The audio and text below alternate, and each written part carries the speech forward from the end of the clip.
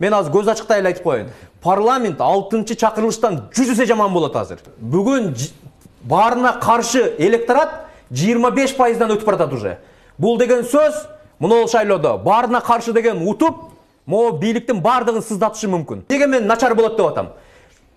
Бардык партиянын тизмелерин көргүлө. Бүт базарком, касапчы, коммерсанттар кетип атат. Алар деген 1 сомду 2 сом, 2 сомду 4 сом деп чоңойгон балдар. Алардын идеологиясы акча менен, цифра менен эсептелет. Алар деген сөз уже налоговый менен, СМБ менен, финполиция менен ал коммерсантты президент кадимкидей ордуна коюп коет. Ошон үчүн мына келе айткан парламенттин киши жок, 85теги кемпирден айырмасы жок болот. Ошондой парламент түзүлгөн атат уже. Ошондой коптонор. Бирок негизги партиялардын 15 партия болсо, ошонун көпчүлүгүндө жигердүү жаштар көп азырчы.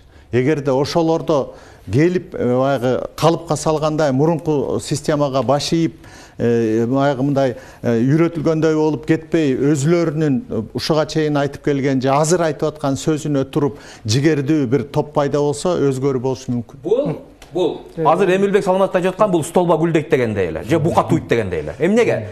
Ушул жаштар ушундай беспредел кылып аткан партиялар менен тизмеге кирип кайыл болуп кирди. Бул уже биз баарына кайылбыз деген сөз. Эми экинчиси. Мына азыр парламент жаңы келсе, мүнөзү мындай болот деп атат. Мына тизмеде урматтуу эл журт, тизменин алдында тургандар жаштардын баары шырма.